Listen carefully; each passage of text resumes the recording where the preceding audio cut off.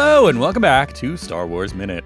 It's your daily podcast where we analyze, scrutinize, and celebrate the Star Wars movies 1 minute at a time. I'm Pete the Retailer from PeteTheRetailer.com. That must make me Alex Robinson from AlexRobinson.fun. I'm James Hewlett from LiveActionStarWars.com. And I'm Ralph Apel from the KaijuPodcast.com, which I just said wrong. It's just KaijuPodcast.com. Let's start over. No the. We have had the problems. You in the take it past, out, it's so- cleaner. Yeah. So it's maybe your the will be as nice as our the or whatever. Anyway, shout out to Star Wars Explained. The Alex, welcome back, Somali. guys. We are happy to have you back for minute 22 of Star Wars Episode 9, The Rise of Skywalker. 22 starts with General Pride saying 10,000-fold, because I think they're doing origami around the table. I don't know, my notes are...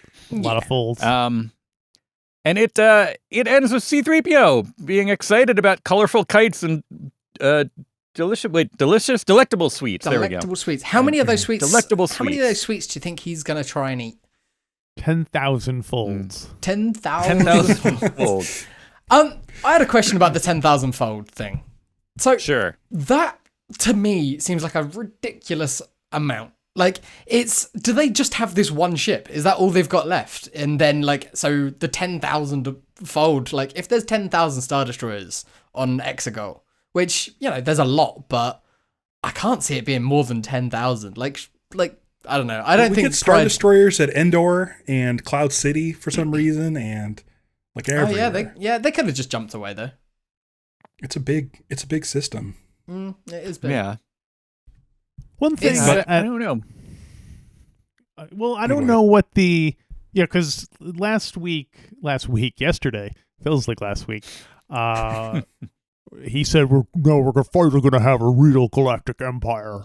Like, we're really going to take over. I don't understand I know these movies aren't known for providing, overall context of these, what's going on and stuff. So it's been a year since the last time we saw everyone.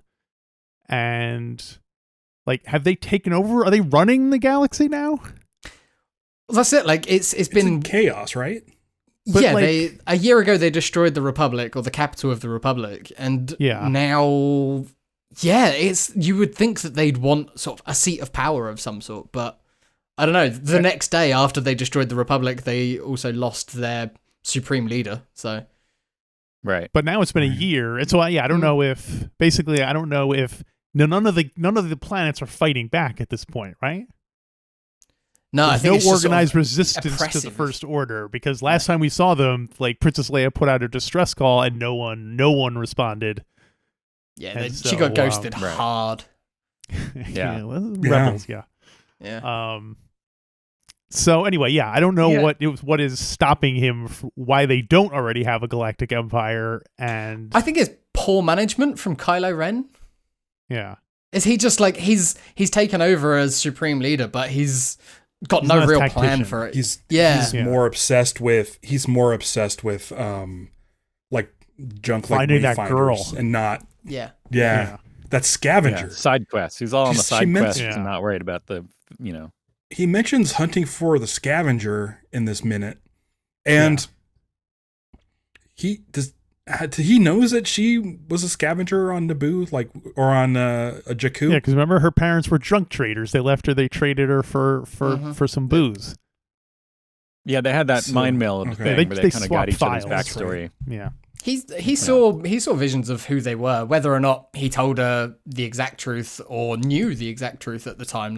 Well, I think he told her what he saw, what he thought was true, but right. What he thought was true, definitely. Yeah. Whether or not it's that is. a the little- point of view that he had. Right. But yeah, So maybe Go ahead. it did to her look like she was just a scavenger. So So when Pride talks about a 10,000-fold increase, I don't know if he is talking about the ships that they already might have captured from but you're right. It seems Yeah, like a could be. huge. Well, maybe he's maybe 10,000%, right? That's what? That's 100 time. 1,000 hours? 10,000. I don't know. My, we're definitely digging into the we don't math. have time for that. Yeah, I've been studying recently. I've been doing a bunch of math recently, and I was just like, 10,000 fold, really? Like, come on, Pride. Stop exaggerating.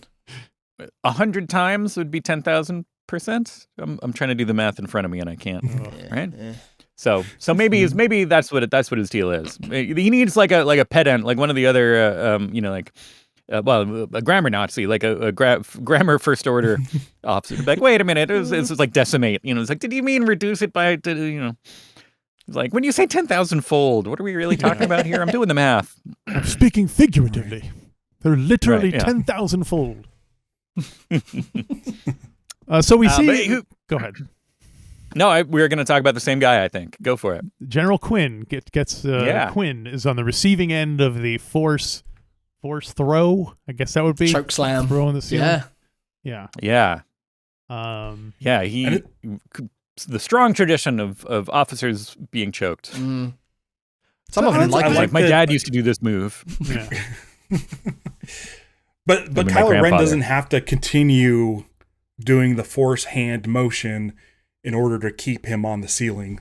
He kind of, after he's on the ceiling, he just like leans at the table. Like, I wonder how much energy that takes out of you while trying to show that sort of move.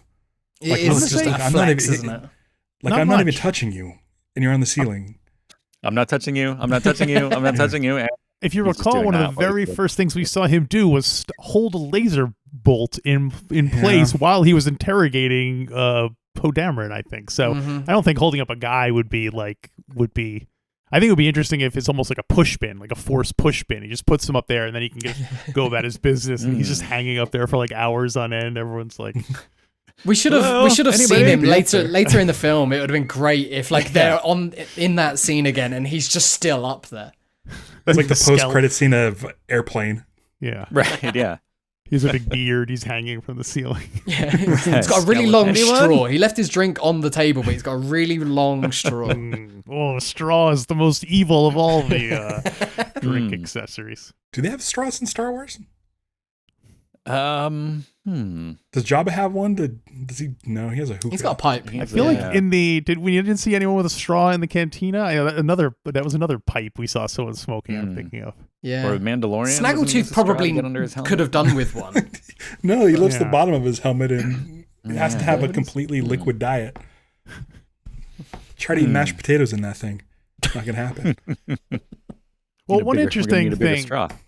in terms of management style, I think one smarter thing Palpatine did was he had Vader to be his attack dog and force choke people and stuff. We didn't really see Palpatine ever interacting with underlings in a brutal way. You know what I mean? I don't think he was choking. What's the guy's name? Moses Alou? Jerjerrod? What's his? Oh, right. Simalu. Simalu, the imperial dignitaries who showed Yeah. up there. But Right. so I here, forgot the other one. the head of the whole thing is the one who's crushing people and doing all this stuff like that. And it seems, Well, we do still have Palpatine out there, so in a sense, it's the same dynamic. But from everybody else's point of view, it's like he is supreme leader and also doing the choking. It's not really fair. I think that's the thing with Palpatine in Return of the Jedi, though, is his power is the idea of how powerful he is. Like he's more powerful than Vader, and Vader is the one sort of out there showing it. So if he's that powerful, then the guy above him must be 10,000-fold more. And Luke, exaggerating. and Vader had a relationship with Palpatine since he was a kid. Yeah. Kylo just met this guy at the beginning, minute 3 or something. It's true. Yeah. But, 4. I mean, it's also like his dad's old boss or mentor, you know what I mean? He was Yeah, his grandfather. His I keep wanting to say it's his dad, but I'm skipping a generation there. Anytime I Vader's say his everybody's dad. dad, know that I'm talking about Darth Vader. do you think there were but- at the Imperial? Do you think the First Order officers have ever conspired to try to assassinate Kylo Ren? And if I think not, Hux why has been not? trying to do that for an entire year. I think he's just been trying to get everyone he talks to on side. And I think going to the Resistance as a spy is his last resort. I think he's gone through everyone in the First And Order. none of the other Imperials seem to want to go for it, I guess. No, they like his helmet.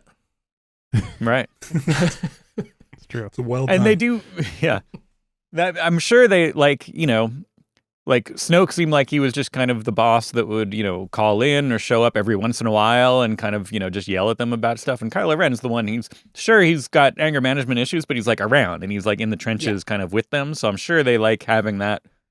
I think they're responding better to that management style than Snoke just kind of popping in every once in a while to be like, who did this? You're in trouble. I think they're just scared of him. I think they're too scared to stand up to him because he is really, really powerful. He'll pin you to the ceiling and leave you there.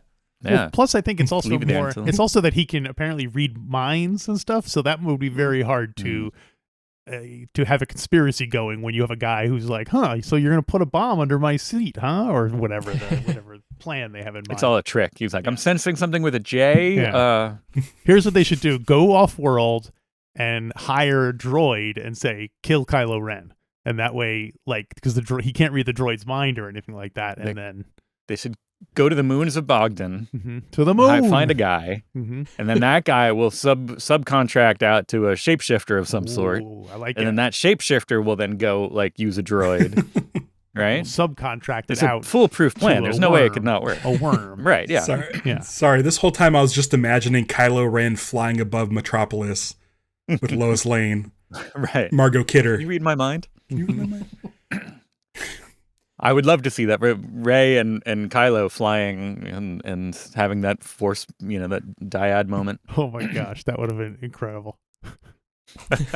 Fans would have been heads would have been exploding in the audience. Right? Yeah. Can you read my mind? From anger?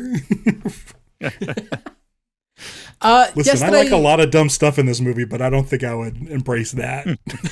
Only if it went completely off the rails. But they just It's got to through all go the- pretty off the rails. Only if it went completely off the rails. Yeah.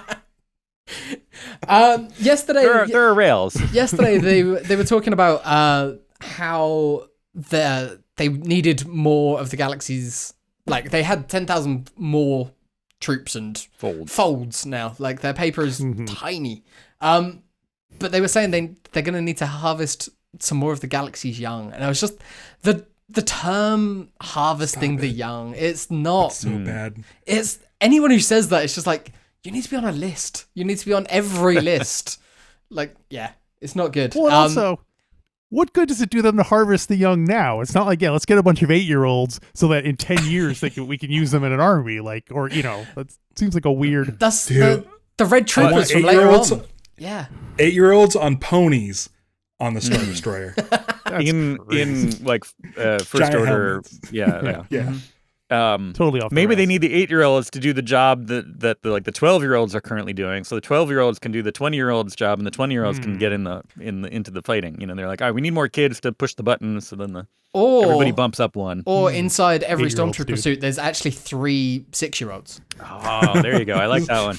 Just sort of wobbling around. That's why they were like, Knights of Ren, cool. Colonel Adult Man, come here. Yeah.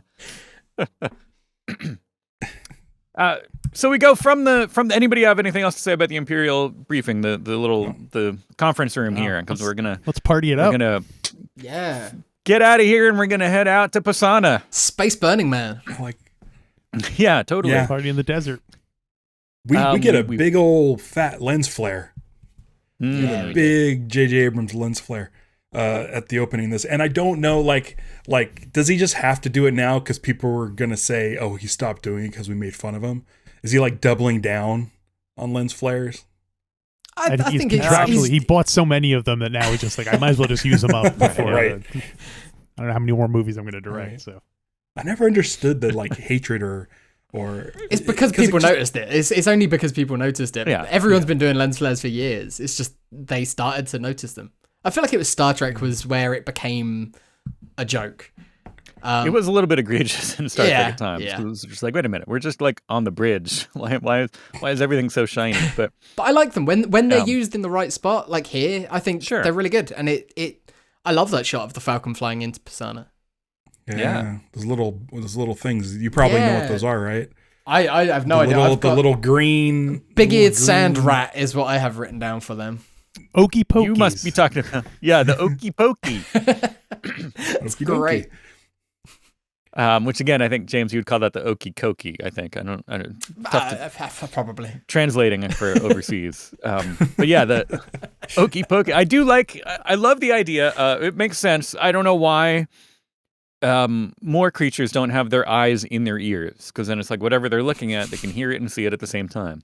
Why is that not more of a thing? It was like the ones, because it was like putting all your eggs in one basket. Like, if you get hit, like all of a sudden your eyes and ears are gone. Yeah, maybe. What's funny is if you've watched the documentary, the Skywalker Legacy, there's some time spent on these guys, and how JJ's like, I got to see their eyes. We need to get a close up on their eyes, and they're facing away from the camera, and we don't get to see them at all. So, well, the eyes look good. They just weren't given a very good performance that day. Yeah, right. Yeah. You have more information about the okey pokey? No, the visual dictionary just has a tiny little blurb about them, saying that they're sand rats and they eat bugs and stuff. But I was gonna say, I feel like there's a whole we can now do a supercut of a new subgenre of Star Wars, which is creatures / animals looking on as a spaceship lands or is passing by. I feel like we've seen. I mean, maybe just in the Disney era, I feel like we've seen it a lot of. That JJ in particular seems Force to love Awakens, that. Yeah, where the popsicle goes by and so on. So anyway, someone do that. The supercut. steel pecker and the. Beg your pardon? Yeah. Oh, right, from episode 7. But not complaining. But like Mandalorian always has like banthas or yeah. I guess that frog thing in. Although Return there's of no the ship Jedi in that, but that was the first. But I kind feel of like it pioneer of that sort of shot. Yeah, these guys look more like something out of Guardians of the Galaxy than Star Wars to me. Yeah, I mean they're cool. I like them. Yeah, I like them. I think they're cool. Oh, here they're right on the They're back cover. Definitely. Oh look! Hey, look there at they that. are. There they are. That's why they needed the eyes, because they knew they were going to make the cover. Right. Yeah, JJ insisted. Right. Yeah. Yeah, but I like them. Okay, they're not. Again, it does just make me wonder. Any biologists or any zoologists tell me why don't more creatures have their eyes in their ears? Well, off the top of my head, I would think that on the sides of your head. No, I was saying I would have them on the top of my head so I could see. Okay. And no, because I feel like eyes are a simpler biological thing. Like the ability to distinguish light from dark is a very one-celled organism kind of thing, whereas external ears are much later on. You know what I mean? Like fish don't have external ears, and fish already have eyeballs. So thank God. Like the eyes, anyway. But it's a cool idea, though. Yeah. All right. Yeah. I think you should keep going. Have the mouth, the eye, and the ear all in one organ. That's not individual organs. It's just sensory at that point, isn't it? It's like Right. Yeah. Yeah. And then let the brain sort it all out. You're just all about the efficiency, aren't you, Pete? You just want to. It's like there's too much stuff here. Let's just tighten it up. Streamline. Yeah, exactly. Yeah. Come on. Why do we need ears and eyes? That's just more. And then the nose tongue and a in mouth? there Come as on, well. You're just asking for trouble there. Something's gonna break. It's like, why would you have Warranty. one tube that the food goes down and you breathe through? It's the dumbest design in the world. It's like asking for trouble. Two passageways into one tube? What do we? Come on! I think the Okie Kokie have it right over here. We gotta follow their example. Human body could use some refinement. That's what you're saying. Yeah, Pasaana. Exactly. Pasaana. And we arrive at Pasaana in the midst of the festival. The Aki Festival of the Ancestors. Okie Pokey, the Aki Aki. Every 40 Oprah. Uma. Every 42 years, huh? Yeah, 42. We got convenient. I don't think we've had a 42 in Star Wars, have we? But it's the same. It's they do it. They're celebrating the anniversary of the original release of Star Wars because Star Wars was 42 years before this, which is inside jokey. When they said 42, I was like, because I was born the same year Star Wars, so I'm aware of how old Star Wars is. So when he said 42, I was like, I'm 42. Oh, wait a minute. They're celebrating me. I'm the ancestor. Yeah. They're celebrating me. I liked it. I really liked it, and I loved all the info that 3PO spouts out.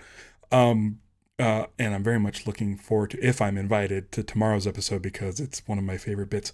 But C3PO mentions all this. He has all this information about this place. I feel like and I'll get into this kind of, I'll keep bringing this up maybe. I don't know.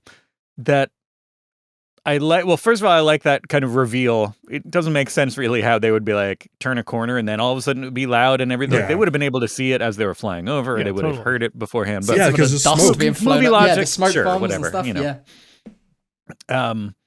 And so I like that kind of, sneaking and then going into it. But then the actual kind of crowd itself, it does feel more like an actual kind of celebration, having a society having a celebration than it does just kind of like, here's a bunch of just people in puppets and masks wandering around, and like a lot of the other gatherings in Star Wars can sometimes feel like that. It also, as you said, it feels like a celebration more than, like, we joke around and call it, I was calling it Space Burning Man or like Space Glastonbury or something, but like it does feel like a celebration more than an event that, there's not security there. It's just to show up and things. You don't need a ticket. Like, anyone's there. We see a lot of the one species, but there are others around. There are other people about, which is it's nice. It would be funny if they got there and they didn't have a ticket, so then they had to like figure out they were either trying to scalp one in the parking lot, or they were trying to hop the fence or something. 3PO puts on a high vis vest and pretends to be a bouncer. Yeah. Right. Yeah. Well, according to the Visual Dictionary, they do hire mercenaries to act as security guards. So it's not quite the loosey-goosey. It's a little bit more uptight. They have liability issues and stuff that they got to make sure. That's just because they had a big drug issue 42 years ago. Yeah, exactly. Right, yeah. Yeah. Right. All those... what was 42 years old when, like, Quaaludes or something, right? Yeah, so I guess the last time this happened was 7 BBY, if we're going by the... and I wonder if it would be funny if Chewbacca has actually been to this like 4 times already. He's like, oh yeah, I have a great time here. He's like a hipster about it. He's like, oh yeah, I used to go to the Festival of the Ancestors. So that doesn't make sense. He used to be really cool. So 42 years ago in the Star Wars universe wasn't the events of the Battle of Yavin. It's just, it happens to coincide with our Earth years that it coincides with Star Wars. Okay. Because there was more time between movies on this. I think. Are we going to see the Aki Festival of the Ancestors in the Bad Batch is what I think we're getting at. Like, it's around that time in the Dark Times, isn't it? Or like in one of the Disney Plus shows. Are we going to see the Bad Batch? Let's take that question back a step. If a Bad Batch batches, but no one's there to watch it, then does the Bad Batch even batch? I think the sync, right? Because it synced up BBY for The Force Awakens, but then it was 5 years between one, 2, 3, 4 or 5 years, I guess, between movies between that, but then only 1 year. Whatever it was, I think we fell out of sync somewhat. But well, yeah, because Force Awakens happens, and then Last Jedi is immediately after the end of, and this is a year after the Last Jedi, so it's only a year since the Force Awakens, the events of the Force, a year and change of the Force Awakens time, right? So, but it's like 5 years later in Earth time or something like that. It still doesn't quite sync up, but we're closer. Yeah. And also, I don't know 42 years on Pasaana. Yeah, that's what it is. Does Does he mean Pasaana? 42 Pasaana years? Does he mean Galactic Standard? No one knows. Nobody. They wake up the next day, like, why are they having this again? It's like, oh, it's been 42 years. It's weird local time. You don't get it. The sun's zooming around in the sky. Every day is Tongs Day on Pasaana. Tongs Day, am I right? It's Tongs Day somewhere. Morrissey song. I like C-3PO doing his little tourism pitch, because just recently in The Mandalorian, we saw a protocol droid on Navarro doing a kind of speech about tourism, and it made me wonder if like 3PO comes all protocol droids come hardwired with like built-in advertising sub protocols that they will default to if they or it probably plugs into the Falcon. Maybe the Falcon has information on areas. It just downloads the cool guides for everywhere that they're going. Right. Yeah. Exactly. Well, I think etiquette and protocol, that's got to be like, he's got to have those all stored on, like stuff like festivals, mostly like the yeah, cultural information about different societies. It's got to have at least kind of top level. It is. Stuff. It does give 3PO some sort of value to being on this trip. Yeah. Like That to be is able to gold let exterior. no. Yeah. But it's yeah. I really like that C-3PO in this movie. I think it might be my favorite C-3PO since probably Star Wars, Empire, or maybe even Jedi. That's great. Yeah, I'd But say I since guess Empire. he does have some stuff in Jedi. He gets the whole translating for Jabba and that kind of stuff. Yeah. Yeah. Second half less, but Yeah, but I really like Anthony Daniels' performance, or Golden Tony. And then we all knew that like this was going to be his last. He said, "Oh, after this, I'm done being C-3PO," and so like the whole movie, I'm like completely anxious that C-3PO is going to get obliterated to the point where he can't be put back together, and I'm like, I do not want to see this. I really do not want to see that happen. And then the trailer, they showed his memory getting wiped, and I'm like watching the trailer super sad already that he's saying goodbye to his friends. But so like every moment with 3PO in this movie, I was like treating like this is me having to say goodbye to my friend. And so like I was hanging on every word he was saying at this point. And I thought it was a really good You're performance. taking it all in. Yeah. They do. Yeah. He did do Star Tours. He did a thing where you fly to Exegol and you fly to the Star Destroyer, or the Death Star 2 sunk. It's not. Okay. Yeah. The other but moon of Endor. he says a line in there. Right. And this is after riding that ride for however many years, and then they changed it to 3PO for however many years. And towards the end of that, we as a ship, you join everybody else in Exegol as the signal went out. And he says something to the effect with like, if we don't make it out of this, I want to let you know that you've been great passengers. And I'm just like. Like this friendship, like I'm like wearing 3D glasses. And you can see the water like well up in the glass, and there's a fish in there. But it's one of those things where like I'm so like 3PO was never my favorite, but he's been there for the last 42 years, and I was 42. He's been there my whole life, and it was one of those things where I was really getting anxious during this movie.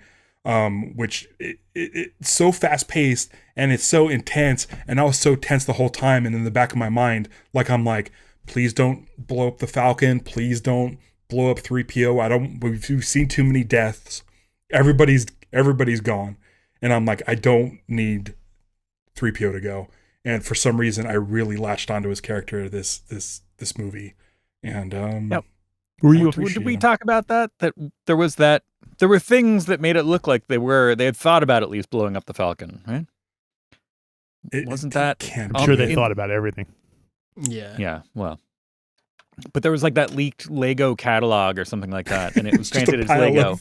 So like, yeah, it was like Random Legos. looked like a pile of stuff, and it was like, but something about it made it be like, oh my god, they're gonna blow up the Falcon. But I mean, they know. crash it again. Not to go too far. right, into fine. future, I like the the Falcon crashing. is constantly getting junked up and replaced with like spare parts. I don't mind it getting to the point where it's like almost unrecognizable, but I really want the guts to still be in there. You know, right. All the Falcon crashing that happens in this trilogy reminds me a lot of old EU books where the Falcon would seemingly crash in every single one and be out of action because it was a way of just keeping them grounded on a particular planet. It's an easy storytelling thing. But then with JJ like blowing up the Enterprise a few times, like you knew that the cards were on the table. Like you knew that it was. Yeah. I wonder if somebody else stepped in to. Yeah. Well, speaking of familiar things, you might recognize the planet of Pasaana, filmed in the country of Jordan, same place they filmed Jeddah. So you might look familiar if you see that. Hey, that dune looks familiar. Oh yeah, that was the same dune we saw on Jeddah. So back to the desert. I think this was the second of 3 big projects that Oscar Isaac filmed in that particular valley Wow. in like a relatively short space of time. Like I think it was on the Moon Knight documentary. He was talking about how he'd filmed there for, I want to say, the X-Men film that he was in, the really bad one. Okay. And then the this, yeah. And then this, and then in Moon Knight as well. And he's like, "Yep, I'm very familiar with this place. Like, I've been here a bunch." Right. They have his picture up in every restaurant. Got an apartment. Yeah, right. Cut into the side of the rock, right? Isn't that's in Jordan, right? That yeah, what's Petra. the temple Is it in Petra? the- No, yeah, Petra. Yeah. Right? Yeah, I think that's in Jordan. Oh yeah, from Last Crusade. Uh-huh. Well, yeah. Yeah. Well, that's all I have for 22. Yeah, same. We're gonna continue talking about C-3PO tomorrow, I think. So if you guys want to come back, we can. I'd love to. I know it's a bit of a commute for you, James, but we can probably make it work. I've got an open-ended ticket. It's fine. Yeah. All right. Rack up some miles. Yeah. Hey, if you've got I was gonna try to. If you've got miles to spend, no, we don't take miles. We don't take. They take money. They take regular money. I was trying to think of like Only money. Only money. Republic But Dactaris? StarWarsMinute.com/merch. If you can buy some stuff. You can buy some things to travel with. There you go. You can get yourself a comfy hoodie or something to sleep in on the plane, or I don't know, a blanket. They make blankets. Socks. So stuff like that. Socks. Skateboards. Skateboards. I don't know if you could bring it. You could probably, You can travel bring it with in the your skateboard. carry-on. Yeah. Yeah. Put your feet on it so they're not just like in the thing, But go to StarWarsMinute.com/merch. Check out all of our designs. We have a couple of new ones. We like to throw stuff up there as whenever we come up with a dumb idea. Maybe we'll come up with a dumb idea this week and put up a shirt. Who knows? But check it out. It's all of our fun stuff up there. And then hopefully you'll join us tomorrow for a brand new episode Star of Wars Minute. Star Wars Minute. Minute.